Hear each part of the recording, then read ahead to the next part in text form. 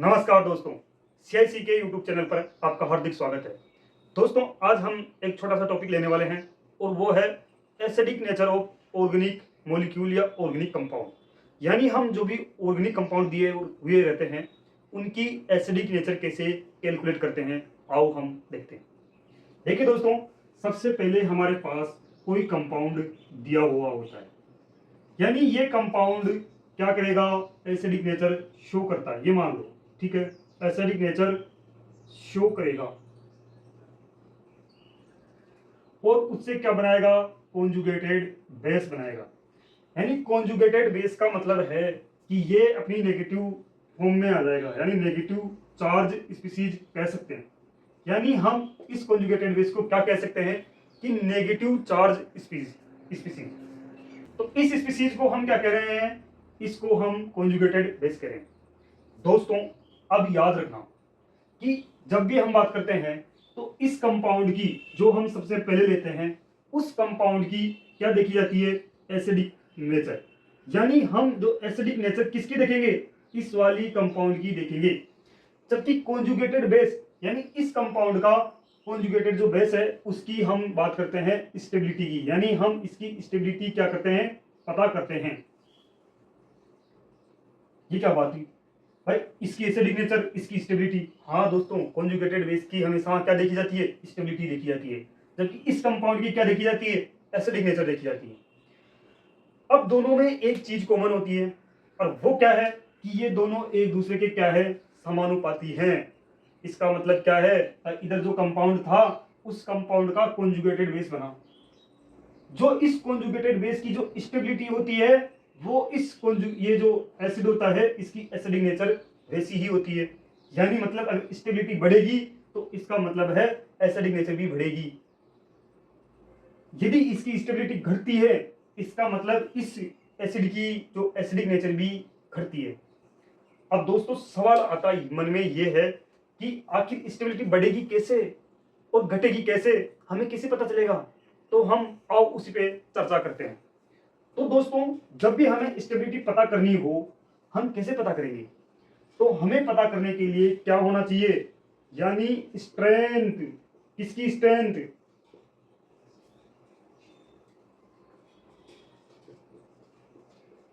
Electron withdrawing group, यानी electron withdrawing group हमें पता होना चाहिए और उनकी स्ट्रेंथ हमें पता होनी चाहिए।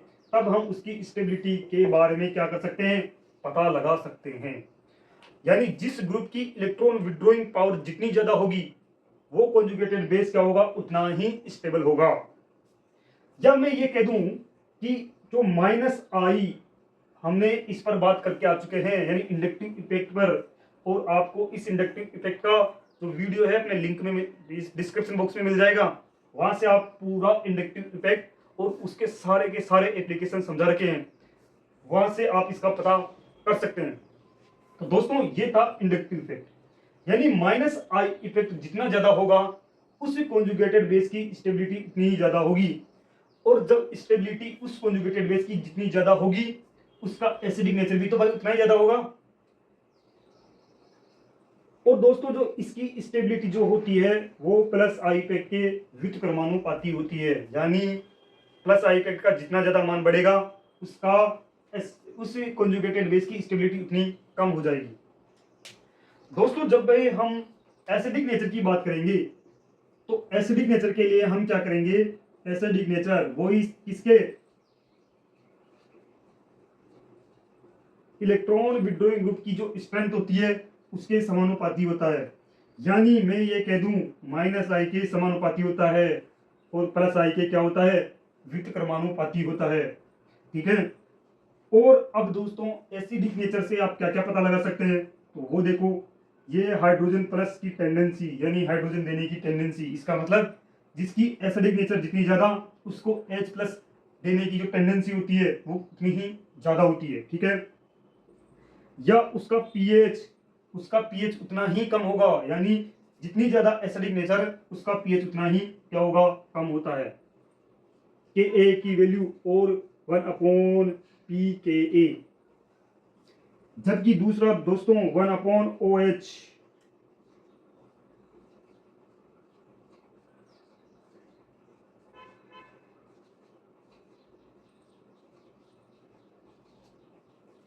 दोस्तों ये सारी इसकी सारी चीजें याद होनी चाहिए। अब देखो हमने तो बात करी थी एसिडिक नेचर की, लेकिन आप कितने सारे सवाल कर सकते हो। यदि क्वेश्चन में आपको पूछा जाए, आपको एक मॉलिक्यूल दे दिया, मतलब 2-3 मॉलिक्यूल दे दें और उनसे पूछे कि आप उनका पीओएच का ऑर्डर बताओ, तो आप आसानी से बता सकते हैं कि सबसे पहले तो क्या करना है, कॉन्जुगेट बेस बनाना है। फिर कॉन्जुगेटेड बेस बनाने के बाद उसमें ये नियम अप्लाई करना है, यानी स्ट्रेंथ ऑफ इलेक्ट्रॉन विड्रॉइंग देखना है, या फिर माइनस आई का प्रभाव देखना है, या प्लस आई का प्रभाव देखना है। माइनस आई जितना ज्यादा होगा उसकी स्टेबिलिटी यानी उसकी एसिडिक नेचर भी उतनी ही ज्यादा होगी। आई बात समझ में। और यदि प्लस आई का मान जितना ज्यादा होगा उसकी एसिडिक नेचर उतनी ही कम होती है। दोस्तों जैसा कि अब देखिए हम एग्जांपल लेते हैं और एग्जांपल से हम पता कर सकते हैं। देखो सबसे पहले इसमें क्या कॉमन है, इसमें कार्बोक्सिलिक ग्रुप सभी में क्या है, कॉमन है। अब हमें इसकी एसिडिक नेचर देखनी है। तो दोस्तों जब इसकी एसिडिक नेचर देखनी है, सबसे पहले हमें इसके पास ग्रुप लगे हुए हैं वो देखना है। भाई इसके पास कौन कौन लगे हुए हैं, ये देखिए, इसके पास हाइड्रोजन है, इसके पास मेथिल ग्रुप है, इसके पास एथिल ग्रुप है। तो दोस्तों अब आपको क्या दिख रहा है, इसका मतलब यहाँ पे मुझे ये दिख रहा है कि इधर से इधर जाने पर प्लस आई इफेक्ट बढ़ रहा है, यानी ये क्या देता है, प्लस आई देता है, और ये भी क्या देता है, प्लस आई देता है।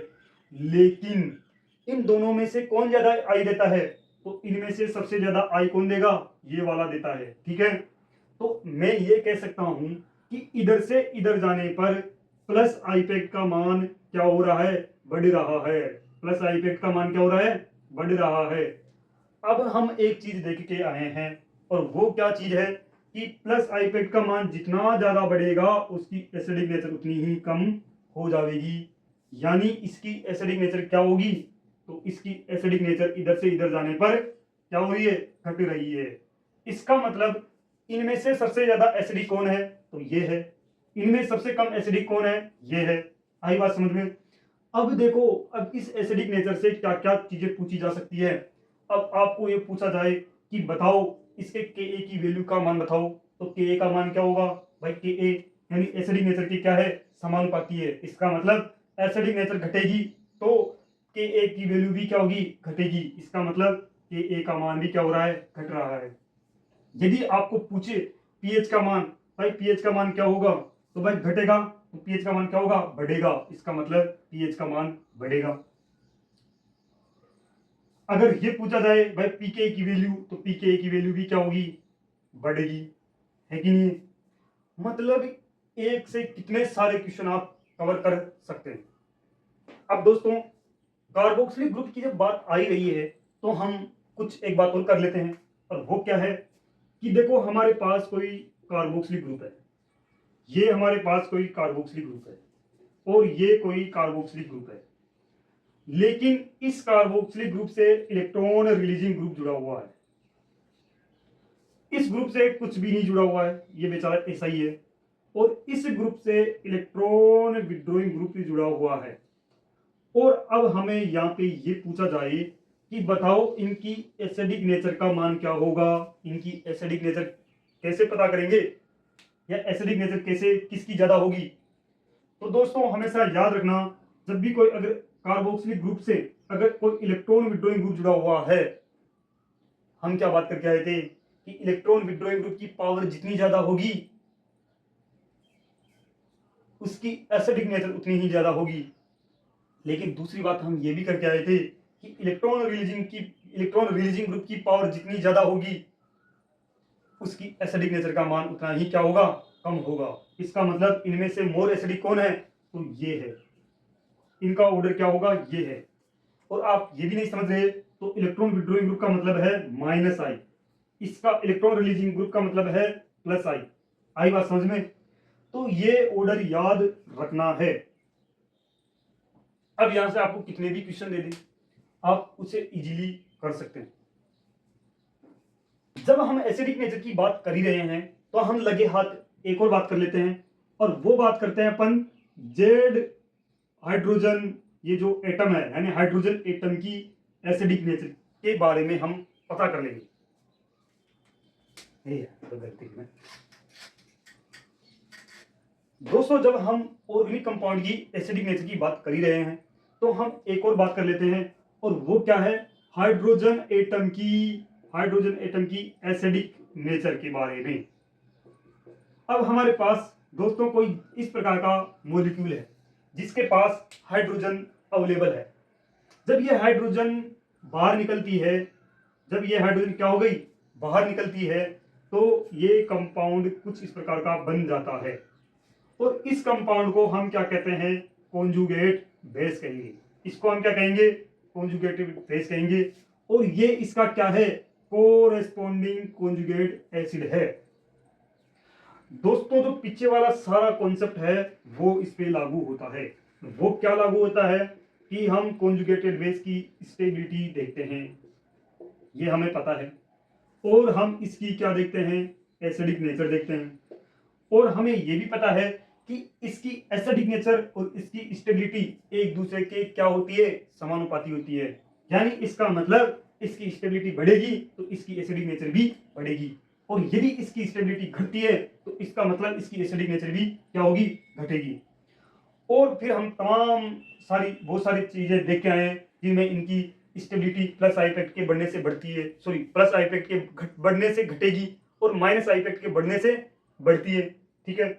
और इनके जो स्टेबिलिटी होती है वो इलेक्ट्रॉन विड्रॉइंग ग्रुप पर डिपेंड करती है, उसकी स्ट्रेंथ पर डिपेंड करती है। यानी उसकी स्ट्रेंथ जितनी ज्यादा होगी तो इसकी स्टेबिलिटी यानी कॉन्जुगेटेड बेस की स्टेबिलिटी उतनी ही ज्यादा होगी, और जब उसकी स्टेबिलिटी ज्यादा होगी तो इधर एसिडिक नेचर भी ज्यादा होगी।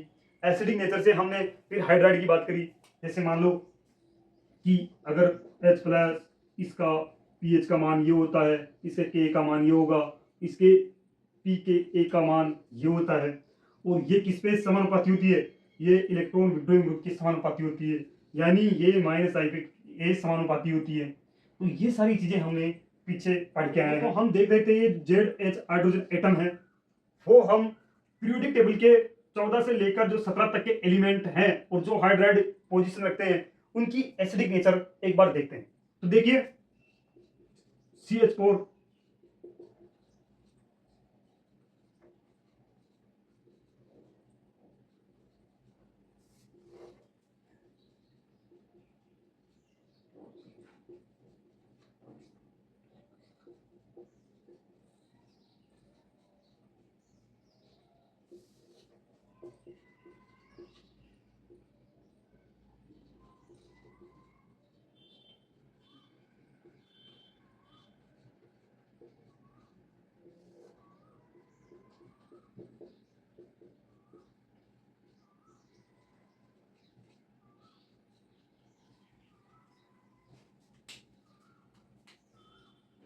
दोस्तों हम इन हाइड्राइड्स की बात कर रहे थे और इनमें हम एसिडिक नेचर देखते हैं।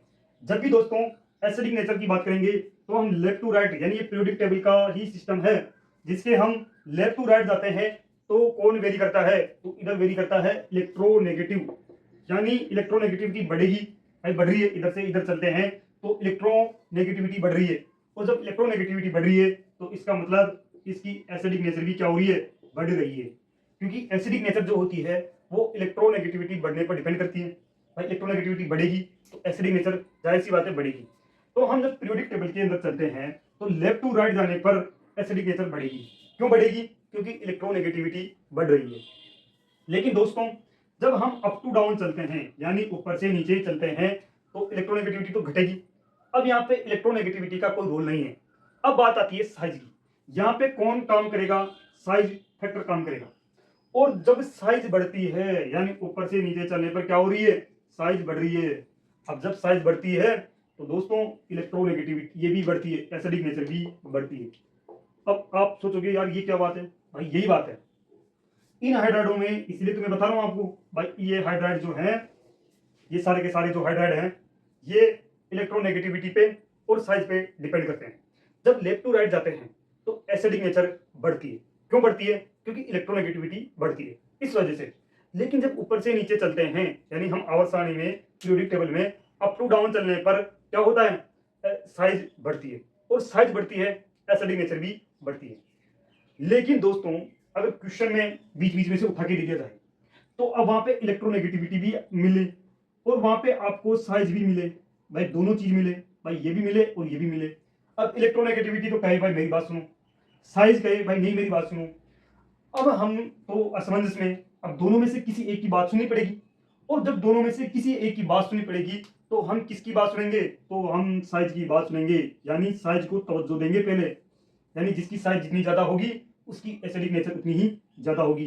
तो ये याद रखना। अब जब ये दोनों फैक्टर एक साथ लगेंगे तब, जहां पे इलेक्ट्रोनेगेटिविटी भी वेरी हो रही हो और साइज भी वेरी हो रही हो, तो ऐसी स्थिति के अंदर साइज क्या होती है, साइज मोर डोमिनेंट होती है।